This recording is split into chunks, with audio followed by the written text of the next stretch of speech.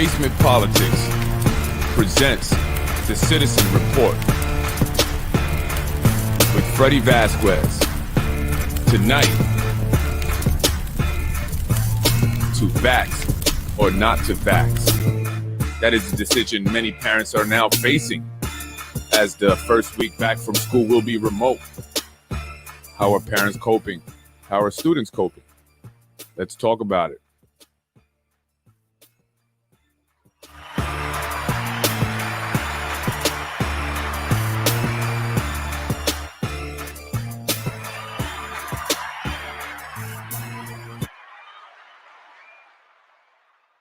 Good evening, ladies and gentlemen. Freddie Vasquez here with the Citizens Report. Tonight's report is to vax or not to vax. That is the decision many parents are now facing as the first week back from school will be all remote. Are you ready for this, parents? Are students ready? How would you be coping? Well, this is an unexpected twist, although I've been mentioning this for a while now. I have been calling it. I said that they would most likely not be coming back. However, as it stands now, it is just for the first week. So they should be returning after Friday, January 10th, so that following Monday. However, schools in Mount Vernon will not be returning until the 18th. So will Yonkers extend that after this week is over? They announced this on recently, I believe on Friday afternoon. They made the announcement. So it kind of was an unexpected thing, and many parents have to make quick adjustments. How are you adjusting, parents? Has it been an easy adjustment for you? You have to now figure out what are you going to do with your child or children. Some parents have more than one. They have to figure out where they're going to keep them and who's going to help them with their remote learning. Are they prepared? Do they have laptops? I know the school has been offering laptops and offering laptops to parents, asking parents if they do not have any, that they can possibly provide one for them. However, it's still going to be a huge adjustment, and many parents are not going to be with laptops or proper internet access. That was another barrier or obstacle that many parents faced the first time around. Now, what is this all about? Why are we all of a sudden going into the first week on a remote basis? Well, according to mainstream media, cases are up. And cases are up among children. But are they up among children? Well, that's what the media says, and that's what other people believe to be true. However, not all parents believe that to be true. There are many parents here in the city of Yonkers, including teachers, who are not so convinced. They're not convinced that the cases are up or that there is a need for schools to close down. What do you think, parents? Having to take a vacation time, work nights, and help a family to judge schedules, make it happen. Yeah, it's a bit difficult, but some parents just don't believe in it. Some parents believe that, this is just all really to kind of prime people into getting their children vaccinated. And if you're not already familiar, and I've mentioned this many times, there is a bill in the assembly called Bill 83A, the letter A as in apple, 8378. And I'll share that with you. And that bill is for mandating of children, all children to be vaccinated. So if they do implement this bill that is in the assembly here in New York State, in order for your child to go back to school, they will have to be vaccinated. It doesn't matter if they if they're in a private school or if they're in a public school. If they're in kindergarten, if they're at a daycare center, they're going to have to be vaccinated. And how do you feel about that? There are many parents who are totally against vaccinating their children. They feel it's infringement on their right to choose. What do you think? Is it? Some people feel that it's the right thing to do to protect other people's lives. Well, here what I'm presenting to you is Assembly Bill A8378, requires immunization against COVID-19. This is introduced by a gentleman by the name of Dinowitz, Jeffrey Dinowitz. Odinowitz out of the Bronx, and this will require that children be vaccinated in order to return to school. So, will that be the case come Friday afternoon? Will the governor announce that all schools or all students will have to be vaccinated in order to return because cases just continue to rise, continue to surge? Well, the uh, governor was speaking in the city with a community, the Haitian community, and she spoke about vaccinating children and the need to vaccinate children. And I want to share that message that speech that she gave there in front of a school. And I believe the sign says there, vaccinate to safety. So I want to play that really quick for you and ask your opinion. Do you agree with the governor? Is it a bit radical?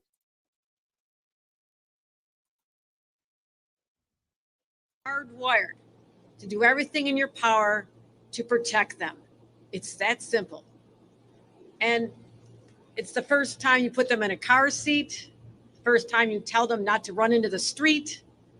You make sure they have a bike helmet on.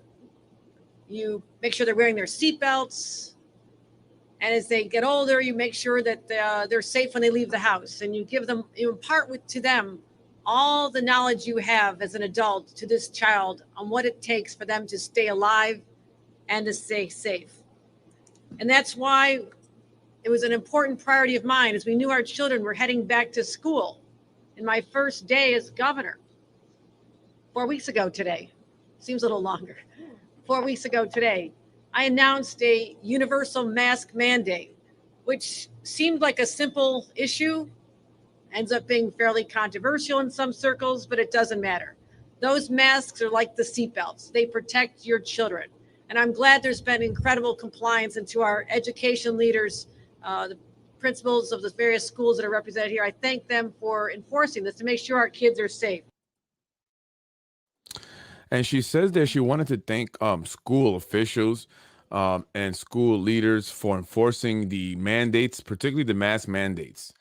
As some may not know, or many may not know, actually, Governor Cuomo, before he resigned, was against the mandates. And just before kids started school, he announced that he was not going to mandate that they wear masks. However, he quickly had to resign over the scandal, right? The scandal that all of a sudden came back to force him to resign. Initially, it had came up, and he denied it, kept on charging right through, and then it came up again and he resigned. And Kathy Hochul came in, and 2 weeks after she was governor, her first order of business was to mandate the mask. Now she's looking to mandate vaccination. She's really pushing hard. And on New Year's Eve, she announced her renewed commitment to push residents to get themselves vaccinated and boosted. She calls it the Winter Surge Plan 2.0. It's a 5-point plan to get them kids vaccinated as well as adults, and help do everything she can to keep kids in school. Now, what does that mean? To do everything she can to keep kids in school. The 5-point plan, or Winter Surge Plan, consists of keeping kids in school, keep wearing masks and testing, prevent severe illness and death, keep increasing vaccine boosters for adults and kids, keep working in collaboration with local leaders. Yes, local leaders, our elected officials, as well as our school boards, have been complying with many of the requests from the state, which has been coming down from the federal government. Some who oppose the vaccine mandates as well as the mask mandates, including a group here in Yonkers called Yonkers United 2021, which consists of both parents and teachers and school staff, believe that the reason why school board officials as well as elected officials are going ahead with these mandates is because of funding. They want to continue the steady supply of money coming in from the federal government, and attached with them, they believe, are these mandates, and potentially the mandate which will require all kids to be vaccinated. So they're fighting very hard, and they're going to the school board meetings. I've attended some. I've posted many of the meetings, the meetings that I attended on here on my pages. And you've seen many of the parents are passionate, but not just parents, students as well. Students have come to the school board meetings to speak out against their right being infringed, their right to free choice, their right to choose whether or not to get vaccinated. Should we not have the right to choose?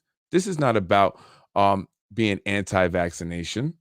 This is about people wanting to have a right to choose, wanting to have a right to say, no, I don't want my child vaccinated. No, I don't want to be vaccinated. It's not about saying I'm against all vaccines. So our freedom slowly being taken away. What doesn't make sense to many people is the fact that if you get vaccinated, according to the mainstream media and those that are official medical experts that are on the mainstream media, if you get vaccinated, you should be protected, or you should have been protected. That's what they said early on initially.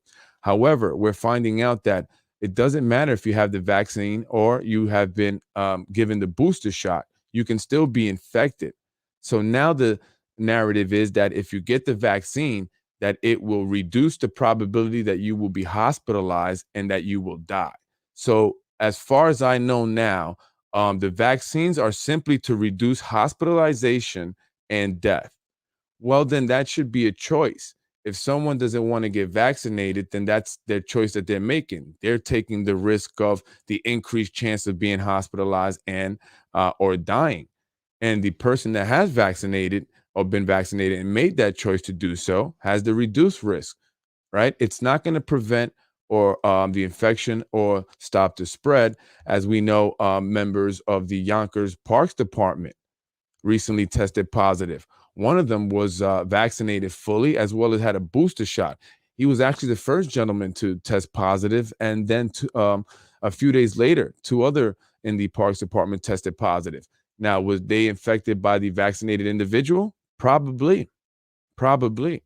According to some studies, those who have been vaccinated are actually more likely to become infected. Yeah, that's right. If you've been vaccinated, you're more likely to become infected, particularly with the Omicron um, variant. If I said that correctly, yes. According to the Danish study, if you've been vaccinated, you have a 76% chance of getting the Omicron variant with the Pfizer vaccine, and a 39% chance if you've had the Moderna vaccine. That's right. I'm going to share that article with you as well here, so you can see what I'm talking about. There, if you can see that, but I'll read it. New study finds vaccines make Omicron. Am I saying that correctly? Omicron. I'm sorry. Infection more likely.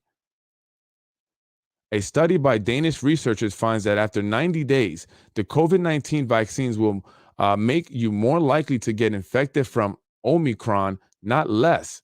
They may offer a short-term benefit from the Delta variant, but at the expense of a degradation of your overall immunity to everything else, says reports Steve Kirsch, a Silicon Valley tech entrepreneur and philanthropist who founded the COVID-19 Early Treatment Fund. The study shows that after 3 months, the effectiveness of the Pfizer BioNTech and the Moderna mRNA vaccines against Omicron is actually negative.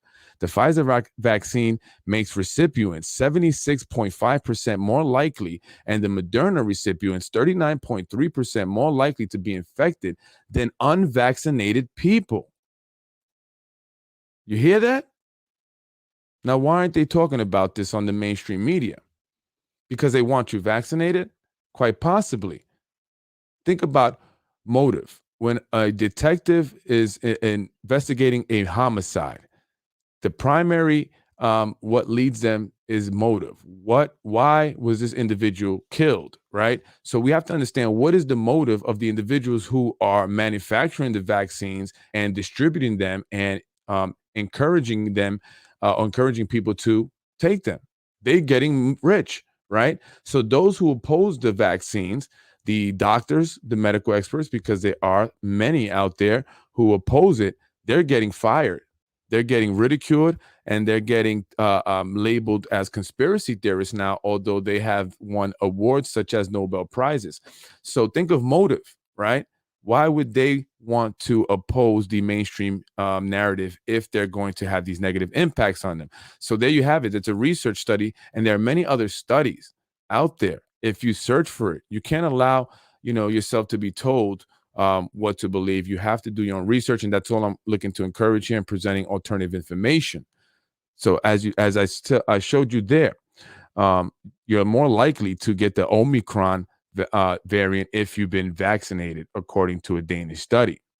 Now, I want to talk about myocarditis. I want to talk about children, right? Because this is what it's all about. So according to assembly, that bill in the assembly, A8378, if it passes, and I think it will, children, all students will have to be vaccinated in order to attend school, whether it's private or public, whether you're in daycare, pre-K, kindergarten. However, there are many studies out there that suggest, in particular, teenagers are developing myocarditis, which is inflammation of the heart at a high rate after receiving the vaccine. Yes, they're having strokes, heart attacks after getting the vaccine. And this also, too, is not reported or it's being downplayed. However, there are studies from all over the world that show that teenagers, particularly males, are getting myocarditis at a high rate and are suffering from heart attacks. And so I'm going to share a study there also regarding this information. I think it's very important, and I think it should be considered before they mandate any vaccination. Myocarditis rates up in vaccinated male adolescents. This is according to Cardio Meta Bioclinic. I'm sorry, I can't fully read that. Oh, here we go. I'm sorry. Cardio Metabiolic Health Congress. The U.S. Center for Disease Control and Prevention and other health agencies are investigating a potential link between the COVID-19 vaccine and myocarditis. The condition has been reported at higher than usual rates in 12 to 39-year-old males within 1 week of receiving the second dose of the Pfizer or Moderna vaccine. The U.S. Vaccine Adverse Event Reporting System, VAERS. Now, let me tell you something a little bit real quick about VAERS. VAERS is a reporting system that was created, that is funded, and that is maintained by the CDC, the Center for Disease Control. And that is the reporting website for adverse reactions to vaccines, any vaccines. However, since the COVID vaccines have been introduced, there have been an increase in reports to VAERS, and significant increase. And in fact, the total of new reports since the distribution of the COVID vaccines total to more than all the reports they have received since VAERS has been in existence. Could you believe that? Many of the adverse reports include myocarditis, which is the inflammation of the heart, and heart attacks, strokes, as I mentioned there, but as well as death. Yes, death. And according to VAERS, they're reporting over 14,000 deaths. Now, that doesn't sound like a lot. However, you have to understand that this is only 1% of the actual number. And this is according to the CDC as well. This says it right there in the VAERS website. The reports are only about 1% of the actual number. So there's a lot more than 14,000 deaths as a result of the vaccines. Even if it is 14,000, that is a lot more than we should have. And that right there should stop the vaccine program altogether. It is a fact that back when they had the swine flu, I believe the swine flu or the I believe it was the swine flu or SARS, the initial SARS virus. I believe it was in 2006. They had the vaccine for that. And 125 people died. And you can look this up and verify this. 125 people died, and immediately they stopped the vaccine distribution. But here we have over 14,000 people. And according to VAERS, a CDC-run, operated, and funded website, over 14,000 people have died as a result of the vaccines, the COVID vaccines, and that is just 1% of the total reports that they believe the actual numbers. So there's a lot more.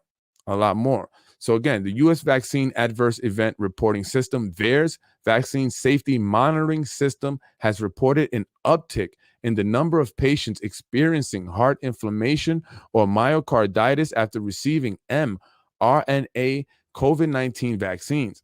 As of May 31st, 2021, there were 475 reports of myocarditis among the recently vaccinated, primarily young men ages 16 to 24. This is according to VAERS data. Again, that's 475 reports, but that's only 1% of the actual number. Of the 475 cases, 226 met the CDC's definition of a working case and will be investigated further through patient medical records. That's scary. That's completely scary. And I think that definitely needs to be considered by the school board.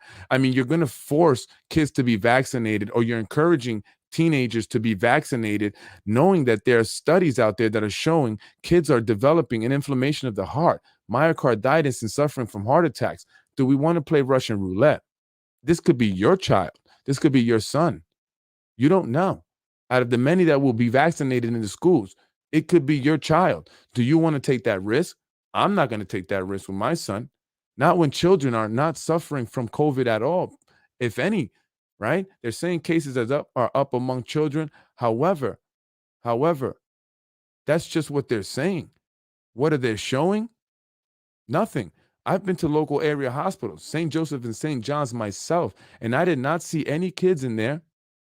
In fact, I made it all the way up to the COVID ward in St. Joseph on the 6th floor. And I have video of that, which I'll be playing in my part 2 of to vax or not to vax. And I will show you that there is no one.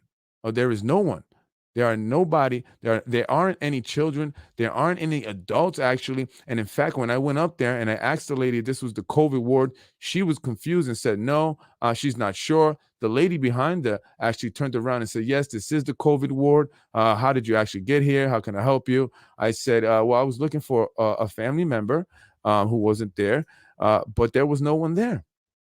They all were relaxed. And as I walked out, I asked the intake lady, I said, are a lot of people coming in with COVID? She looked at me and shook her head. No. So, I'm trying to understand where is the actual reasoning for the shutdown, the lockdown of schools, because this affects our kids, our education. And I'll tell you how. And we'll talk about that. Okay.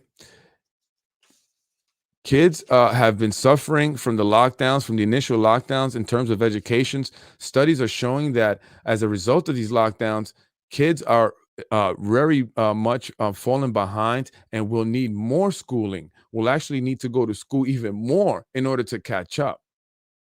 So a number of studies point to trouble down the road for children and youth who have lost more than a few weeks of schools. Examples, and I'll give you examples of times when students had to miss schools for various reasons. Students losing weeks and months of school as a result of Hurricane Katrina led to Louisiana having the highest rate of adults out of school and out of work, highest rate of employment. Other examples, teachers on strike in Argentina resulted in reduced educational attainment, less reduced likelihood of being employed, and a reduced in their average income compared to previous generations because of this teacher strike, resulting in them missing schools. In France, a 1990 teacher strike resulted in less students seeking post-secondary education, thus resulting in students of that era being less employed and receiving less or earning less money than those who were not affected by the 1990 French teacher strike. And that was according to a Belgian study that was conducted. Students in poor communities, however, are affected more, right? They're affected a lot more as a result of lockdowns. To begin with, the schools in poor communities are not in the best shape, are not already providing the best quality education, right? So they already lack the necessary equipment, right? And also the resources in order to go all remote. So students who go to or who are impoverished and have to now be locked down and rely on remote learning are going to suffer even more than students whose families make a higher income for various reasons, right? They may not have the laptops. They may not have proper internet in their home. They may rely on someone else's internet, right? They also have a language barrier. Many of people who are living in poverty are recently migrated from other countries. So they have a language barrier that's going to prevent them from being able to assist their children with the remote learning and understanding the platforms. And we've had to deal with this, right? within my remote learning center, and my wife who runs that business, she's had students that came to her during the lockdowns who were so far behind with their schoolwork because their parents could not understand how to navigate the platforms that they needed to use in order to get their assignments done. So that was a big issue, and I'm glad that we were able to help there, and we did help them catch up. But I can imagine the other students who had the same issue but were not able to afford to pay for a remote learning center. What long-term impacts will it have on education? Well, there will be a huge educational gaps from those who are, coming from impoverished communities, than those who came from wealthier communities, right? If you have money, you have the resources, you can pay for the additional support. Private schools also, many of them didn't shut down. Many of them didn't shut down, or at least didn't shut down right away and kept going right through the pandemic. So kids who went to private schools, parents could afford it, were still able to maintain their some level of education. But what are the flip side? And I have to understand it and hear the side of those who support the lockdowns and believe that their kids should get vaccinated, right? They feel that it's necessary in order to protect their kids, to keep them safe, but not just their kids, also keep teachers, older teachers, and elderly, like their grandparents, safe. But is there a true concern? And is keeping people locked down truly going to stop the spread? As we've seen, it hasn't. And we are starting to see a surge. But is it because we're going out and about, or is it for other reasons? And that depends on who you listen to, right? According to mainstream media, the reason for the surge is because we were out celebrating the holidays. Yeah, but we've been out celebrating a lot of things throughout the year. And if that was the case and they were so concerned with the spread and us celebrating holidays and being close together, why did they allow the Times Square to still have people go there and see the ball drop? Right? I mean, I don't understand some things that they do. It's very strange, right? So again, the measures have been effective, or have they done more harm to students? We've seen these variants popping up, like the Delta variant. Now we are concerned, of the Omicron variant, and how many other variants will be popping up. So we'll be continuing this situation forever, right? The vaccine that you initially got no longer is enough. You get another vaccine, then you get a booster, then you're going to get a second booster, third booster. And if you can see the writing on the wall, read between the lines, you know that this is something that's going to probably go on for a very long time. A very long time. And they're most likely going to mandate the vaccines, and you will have to continually get vaccinated. And if you go on to the school board meetings, right? I like to read the school board meetings. I think that's a great source of information. It allows you to kind of see where the school is headed, what they're thinking, what they're implementing. And one of the things that stood out to me was a contract that they gave a company that already operates with, has a contract already with the school district here in Yonkers. And what they do is they manage their computer system where they keep the records. So the new contract, which is almost $200,000, was to upgrade the computer system to include more medical records. What medical records are they just talking about? That wasn't very clear. But I would imagine it's so that they can now keep track of students' vaccinations, particularly for the COVID vaccine. So this is very real, and I'm not trying to change people's minds. I'm trying to just give information because I see that there is a lack of information out there. It's very one-sided. It's very biased. And in my own research, because this does concern me, I've gone and I've seen and read a lot of things that tell me that maybe we should slow down a little bit, pump the brakes, and maybe just kind of take a look at this and see where this is really headed, particularly with the vaccines, because we need to see what the long-term effects are going to be. That hasn't been done. Basically, that means that we, or whoever takes the vaccines, are now in a trial, because you're in a clinical stage 3 trials, and you're a part of the trial where we're going to see what the long-term effects were. So in order for them to mandate this, I think this is a extremely, a violation of our rights. But that's me. And that's my opinion. That's my belief. And everyone is entitled to their own opinion and belief. But this is, a bit strange, a bit crazy, and it goes against the Nuremberg codes, which I've spoken about in a previous podcast, as well as a document called the Declaration of Helsinki. These two documents are kind of the guide to human experimentations, specifically when it comes to medical experimentation. And one of the things that both documents agree on is that the human subject takes precedence or priority over science and society.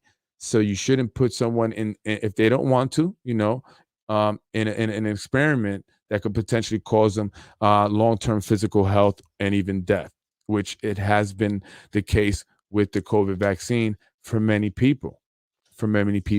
What are mRNA? And I want to talk about this before I wrap things up, and I'll talk some more about in part 2, get into a little bit more detailed, as well as speak about different medical experts that are against the vaccines and that are, warning parents not to vaccinate their kids. These are, well, established, well accredited, world-renowned medical experts, immunologists, virologists, epidemiologists, if I said that right. Some of them have won Nobel Prizes, including one virologist who was responsible, for discovering HIV, and he won a Nobel Prize for that. And he's very much against the vaccines. Also, a gentleman by the name of Dr. Robert Malone, who's very instrumental and considered a pioneer in the mRNA vaccines, who's warning against them and warning everyone, not just parents, adults as well, not to take the vaccines, that they are, they're going to do harm to people. And so what are mRNA vaccines? And I want to talk about this specifically because a lot of people don't understand that there is a difference. There is a difference. And again, in my part 2 and part 3, I'm going to show video of me going into CVS and asking the pharmacist and a medical tech there about the vaccines and trying to get some information from them, specifically like what's in the vaccines, what are the ingredients. And this is very important. This is very important because, again, in order to have this shot, distributed to people, they must have consent or informed consent. And what is informed consent? Informed consent is making the information available prior to people going to get vaccinated. And that includes knowing what's in the vaccines, knowing all the ingredients in there. Because again, in part 2, I'll talk about what some of the ingredients are. And you're going to be shocked, I should say, to know what's actually in there. That's and this is a fact. And I will give you the information. I'll give you the sources so you can verify everything that I say. Everything that I say and what's in there, some of it is toxic and poisonous. So I'll talk about that and what some people also may not know, and not to get, and pardon me if I offend anyone, but there is fetal tissue actually used in these vaccines from aborted babies through Planned Parenthood. This is a fact. Company like Pfizer and Moderna have had deals and contracts with Planned Parenthood. So again, then when we talk about, religious exemptions, right? I think that is a good case for religious exemption. But anyway, really quick, mRNA, they're not the same as the vaccines you get when you're a baby for measles, rubella, or whatever, all those other ones that we've been getting for many, many years. And it's really shocking that some people, especially those who consider themselves medical experts, don't know this, like school nurses. I had a conversation with one school nurse, and she tried to compare them to the ones that I've gotten when I was a child, but they're not the same. And these are completely new, and they do something different in order to try and prevent a virus. And what do? Right? How do they prevent the virus? This is a new technology. If you go to the Moderna website, they actually use terms like platform and software, which to me sounds like computer technology and programs, right? So I want to put that up there. I don't know if you can see it all the way, but I'll read it to you. Vaccines help prepare the body to fight foreign invaders, to prevent infections. All vaccines introduce into the body a harmless piece of a particular bacteria or virus, triggering an immune response. Most vaccines contain a weakened or dead bacteria or virus. However, scientists have developed a new type of vaccine that uses a molecule called messenger RNA, or mRNA for short, rather than part of an actual bacteria or virus. Messenger RNA is a type of RNA that is necessary for protein production. In cells, mRNA uses the information in genes to create a blueprint for making proteins. Once cells finish making a protein, they quickly break down the mRNA. mRNA from vaccine does not enter the nucleus and does not alter DNA. So they say mRNA vaccines work by introducing a piece of mRNA that corresponds to a viral protein, usually a small piece of a protein found on the virus outer membrane, the spike protein. Using this mRNA blueprint, cells produce the viral protein. As part of the normal immune response, the immune system recognizes that the protein is foreign and produces specialized proteins called antibodies. Antibodies help protect the body against infection by recognizing individual viruses or other pathogens, attaching to them and making the pathogens for destruction. Once produced, antibodies remain in the body even after the body has rid itself of the pathogen. So basically, what mRNA does is that it, instead of like the vaccines that we normally get at birth, they've been given for decades, that actually introduce a weakened version of a particular virus that they're trying to protect you against. So then your immune system could attack it and fight it and recognize it. So for future, if you ever get affected again by that same virus, it now knows how to fight it.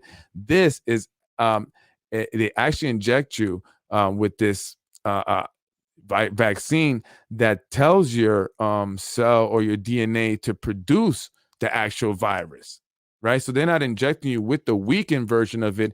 They're injecting you with some technology that tells your DNA to produce the spike protein that is found within the COVID. So you see the spikes, and that's why they call it corona, because that's Spanish, la crown. Is Spanish, corona, Latin. So that's where they get the name corona. If you see the little spikes and the little crowns and all around it. So it creates these spike proteins. Now, the problem is this, and this is what many experts warn, and they see as a potential problem, and why people are developing myocarditis and many people are having seizures, because this is telling your DNA to produce something. It's kind of like, let's say your body's a computer, right? And they're putting in a program to rewrite the computer language within that computer, rewrite your DNA to tell it to produce this spike protein. But what else can it tell it to produce? This is the fear. Can it produce other things that your body may not be able to fight?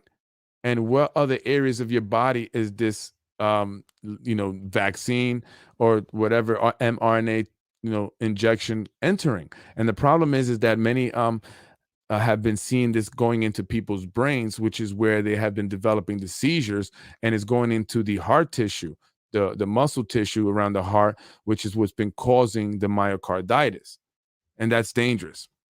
And also, what's been happening is that the immune system, while it has been producing the spike virus, the spike protein, I should say, just like the mRNA injection has been telling it to do, it has also been causing people's immune system to weaken as well. So making it more difficult to fight off other infections, including the COVID virus, if they get reinfected, which has been happening. And that's why people who are vaccinated have been getting, more people who are vaccinated are getting more sick and more hospitalized when they should be the opposite. Or at least that's what they're telling you. But really quick, I want to go to the myocarditis. And if you're just joining me, that's the inflammation of the heart that they've been seeing in teens, and particularly males. A study here from, it's an Israeli study. It's actually been seeing this in Israel.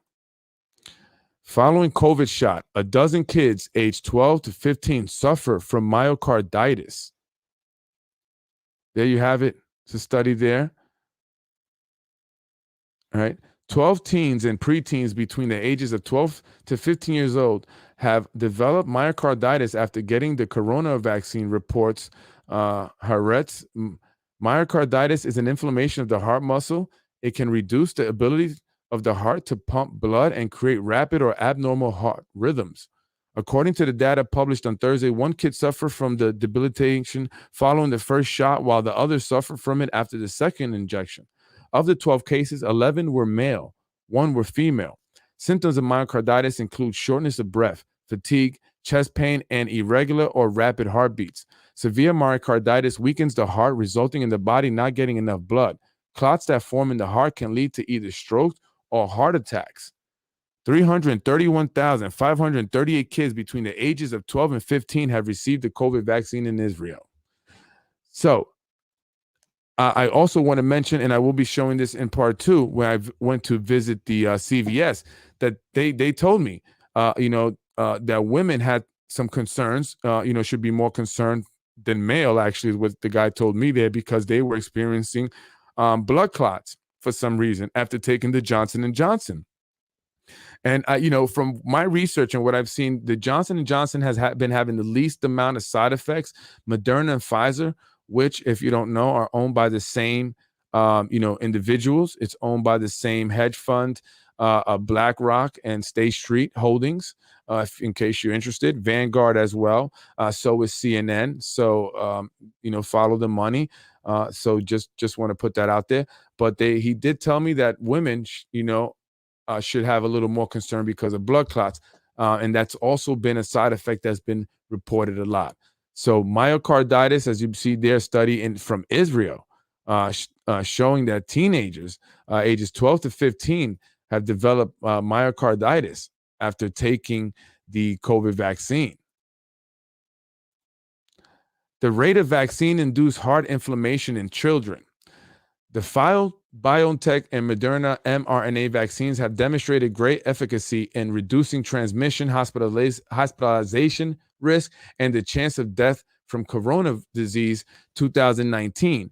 However, there have been early reports of adverse events from the vaccines among teens and young adults, namely myocarditis, occurring in young men in Israel and the USA.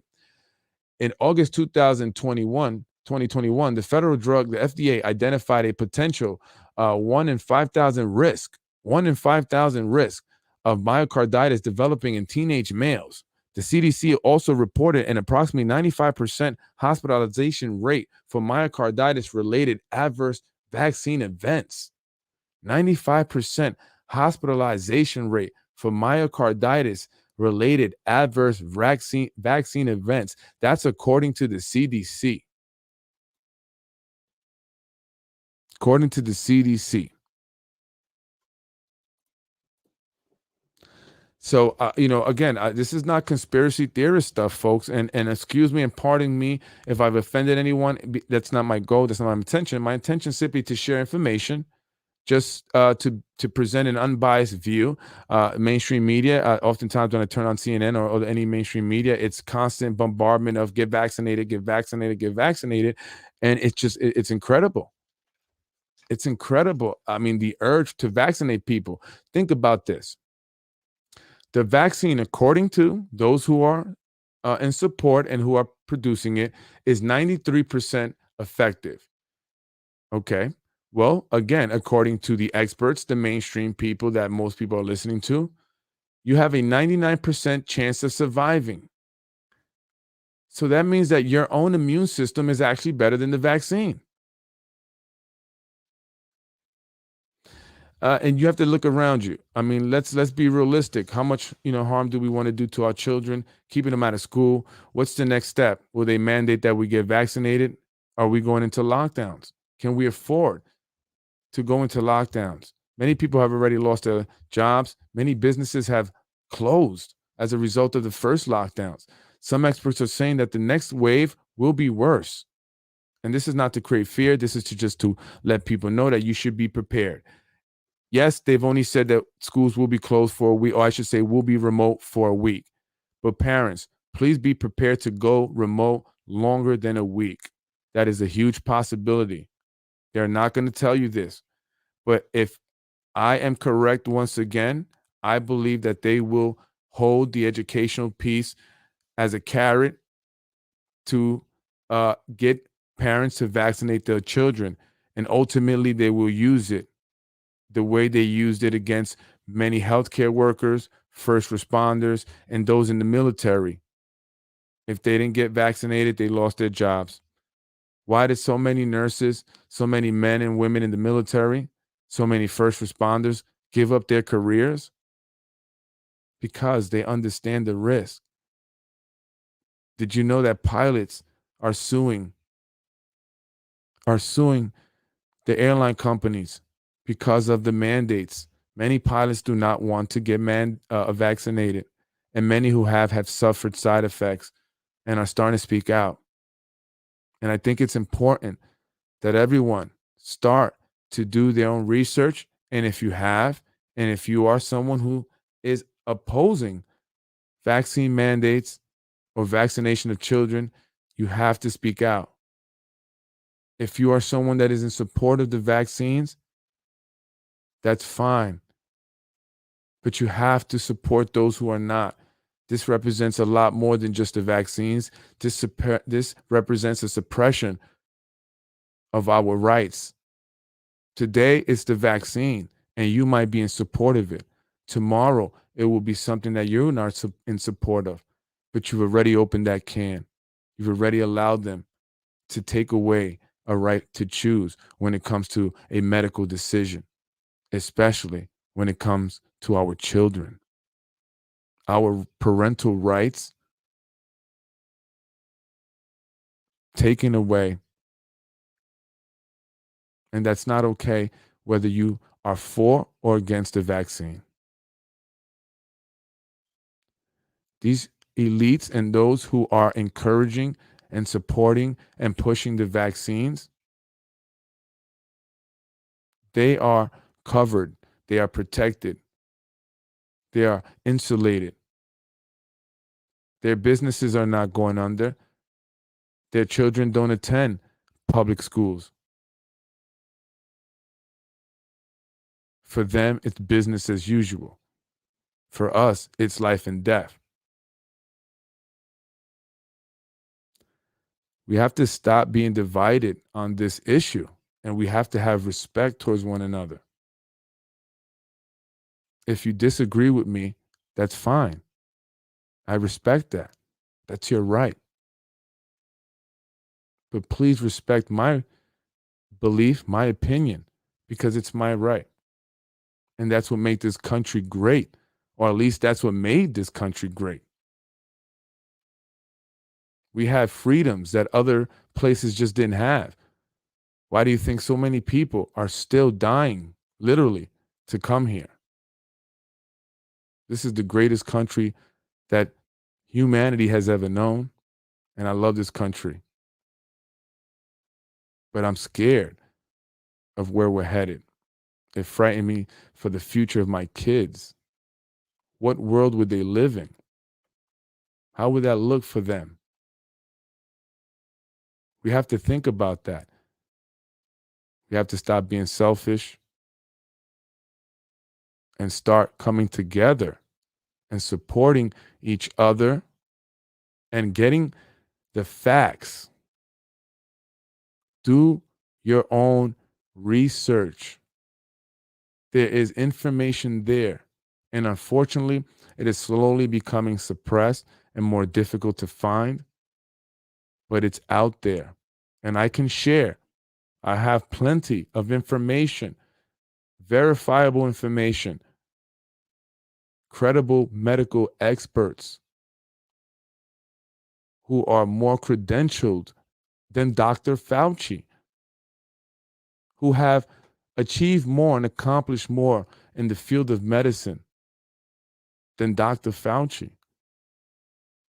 who oppose his message.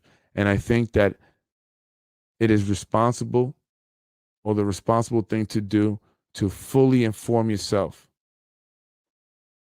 and not allow for those who are benefiting financially to be the ones to educate you. There's an economic interest.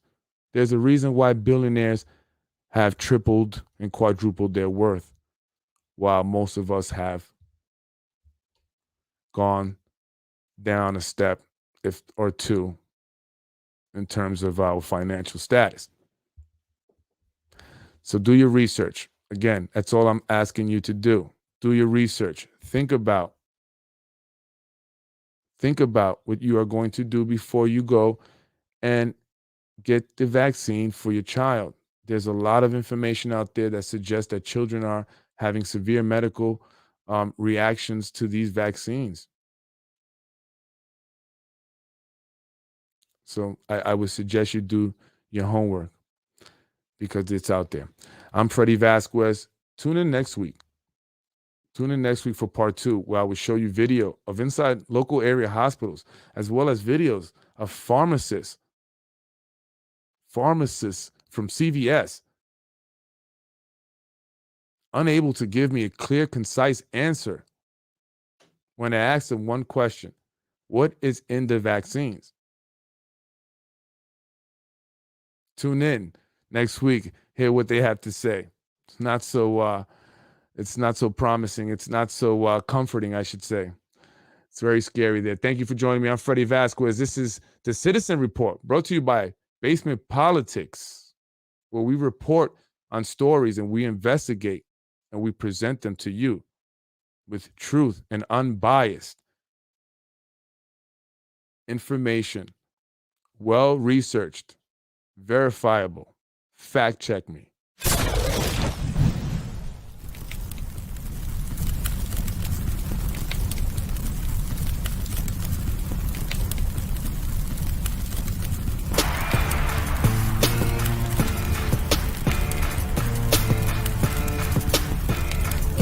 Basement Politics with my dad, Freddie Vasquez.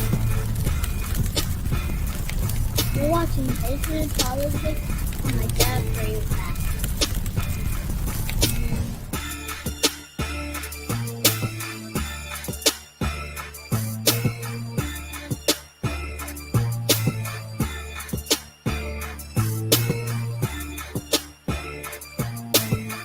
Don't forget also to tune in next week for Latinos de Yonkers Part 2. That one is anticipated. Thank you for watching Basement Politics with my husband, Freddie Vasquez.